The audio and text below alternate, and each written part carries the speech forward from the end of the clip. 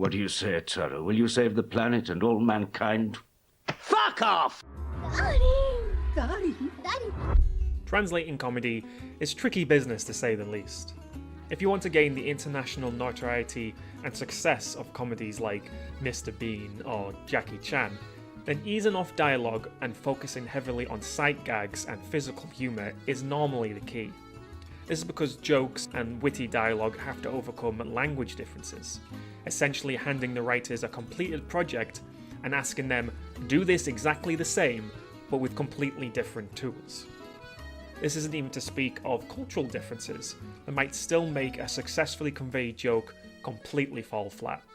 Britain's penchant for mocking the mundane and reveling in the bleakness of life has famously always struggled to find widespread appeal in America.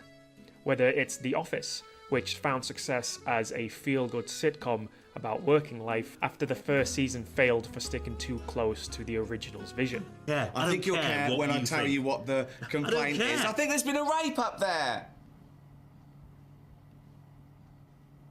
Or Peep Show, one of the country's longest running and acclaimed dark comedies, struggling to figure out how to adapt itself for America for over 17 years at this point.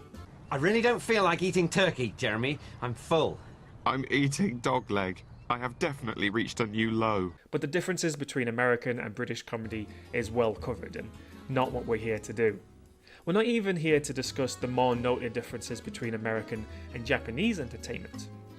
No, today we have an oddity, a truly unique specimen, an example of when a Japanese anime was localized purely for British audiences.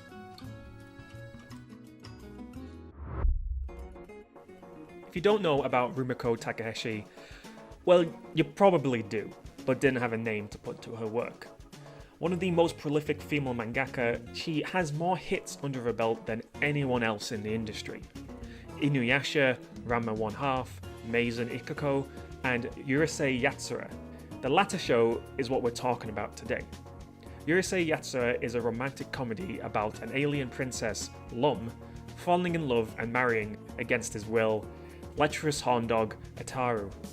As with a lot of Rumiko's work, the comedy derives from two key pillars: high-concept shenanigans, such as Ataru taking a space taxi to school, only to find out his cab fare is all of Earth's minerals, and purposely convoluted love triangles that lead themselves to conflict and misunderstanding. The series was written in the 70s and animated in the 80s, for better and for worse.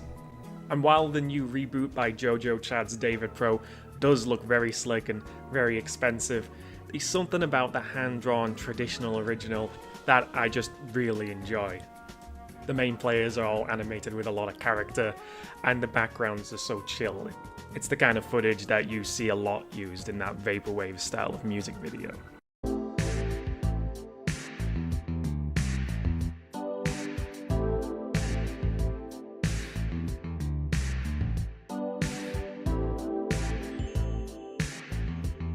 Of course, it's from the 70s, you have to watch it within that time frame. The humour is very bawdy, you've got this little Roshi running around, very of its time. In particular, it eases up as it goes on, but it starts with an unfortunate amount of fan service that's not really my bag. But the characters are likeable, and I'd be lying if I said Rumiko didn't make full use of the concept that this is a sci-fi romantic comedy. It's hard not getting a kick out of some of the truly ridiculous situations she manages to create using this setup. So in other words, not quite the first series you would think to bring over to Britain. But perhaps they were swayed by the immense popularity of the IP in its home country. Urusei Yatsura ran for almost 10 years in Shonen Sunday, spawned an anime of 195 episodes, and that's not to talk of the mountains of merchandise. That series reboot being made only further proving its lasting relevance. Still, the year was 2000, and the only anime to really break into Britain's zeitgeist were the already proven American hits like Pokemon and Dragon Ball Z. Mondo cool! That's right, boys. Mondo cool. This is because the dub, titled Lum the Invader Girl, was created as part of BBC's Japanese TV Weekend. project aimed at exploring and showcasing Japanese media. Nestled in its programming was the anime, a bit of a crack idea to localize the first 2 episodes as a one-off project. The idea was to prove to the, let's face it, extremely insulated country that you could find relatable entertainment from another culture, and to also disprove the then current stereotype that Japanese TV show norms were, quote, crazy cartoons, monkeys, and masochistic businessmen. How do you pronounce masochistic? Masochistic. Okay. Was, quote, crazy cartoons, monkeys, and masochistic businessmen. And to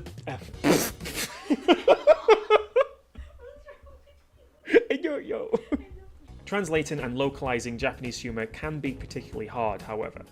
Japanese is what's known as a heavily contextual language. This means that words and phrases can take on radically different meanings depending on the context of when they're used. As such, culturally, Japanese comedy shows use a lot of wordplay and puns, as the language is ripe for it.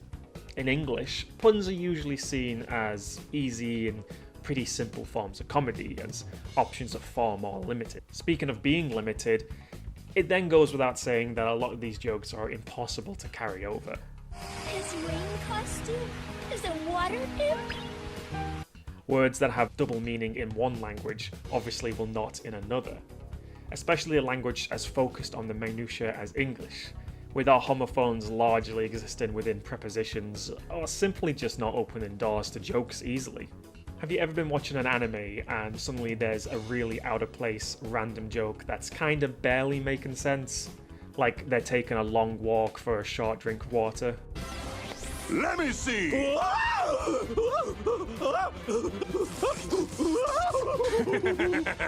I have to see! Show me what the day after January 1st will look like! There!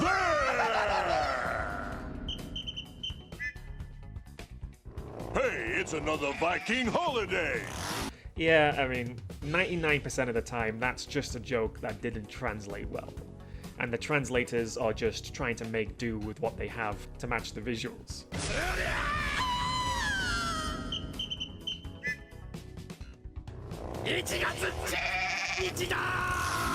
So how did the BBC dub try to overcome these hurdles?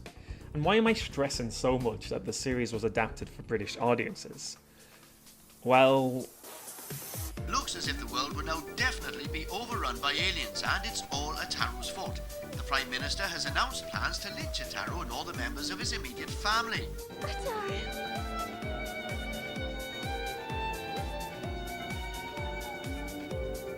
Get up! For fuck's sake! I'm here to conquer the Earth. Here's my business card. If it's Pikachu, I've got the set. Today's oil raid is part of a strategy by the Amalgamated Union of Space Taxi Drivers to recover a fare from Ataru Maboroshi, the well-known Git! The series opts for a loose-ish adaptation of the source material, playing up the humour found in animosity and abrasiveness between romantic partners, which, to be fair, was something that was a key part of the original anime's jokes.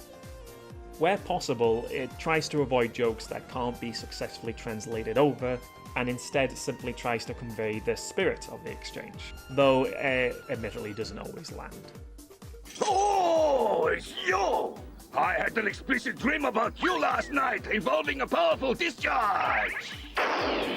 It also interestingly adds a lot of meta-humor, leaning into this notion of you're watching a British dub of a 1970s anime in 2000.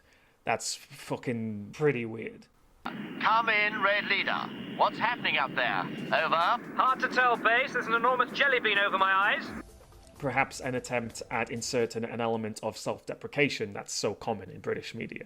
I'm rolling. Okay, let's brew this thing. Kinda can be seen as a precursor even to the brief popularity abridging anime had on YouTube, if anyone remembers that era. It might also just be a result of this being a small one-off project. Still, I can't say the message of everything happening is a complete farce isn't very much in line with Rumeko's sought-after tone.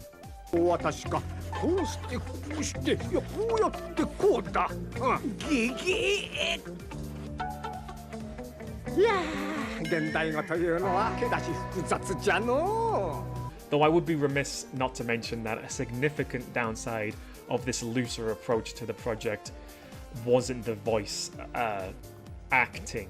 I'm by no means a Matt Lucas fan, but I actually do think he captures Ataru pretty well. I will be very difficult to get hold of, you know. But I bet you're worth it! Lum, on the other hand...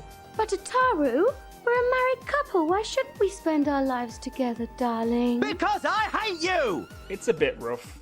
It's not great. I think she's trying, which is more than I can say for her alien suitor, Ray. Be my wife. Would you please be my wife?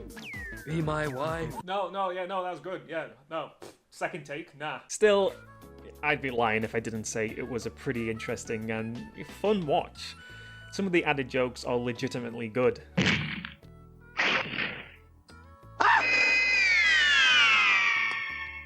Gun. And on the whole, I do see why people prefer something truer to the original. But I can't really say it isn't capturing the bawdy tone of the original episodes, in its own way. If you think a bit of swearing is significantly lower brow than constantly showing Lum's tits, then I don't know what to tell you. So that was that. The 2 episodes air and the country moved on. The single review it got from The Guardian complained it was a rip-off of What's Up, Tiger Lily, which it's obviously not, and concluded it was, quote, it was lost to time until the 2 episodes were rediscovered online, as a lot of lost entertainment is, to the bemusement of the original series fans. In my original script, I was to call it a time capsule, but it really isn't. There isn't anything quite like this special. The closest I can think of is Ghost Stories, the dub that had so little interest in adapting its own material, it just became a shitpost. Think of a big black man chasing you! Well, he's not racist. Yeah, the voice acting isn't great, and as far as comedy goes, it's pretty blue. But it's such a strange, unique little project, I'd still say it's worth a watch. As a study on the nature of translating comedy, there's really nothing like it. And I've linked it in the description below for those interested. Thanks for watching, we'll be back with something spooky again next time. Take care.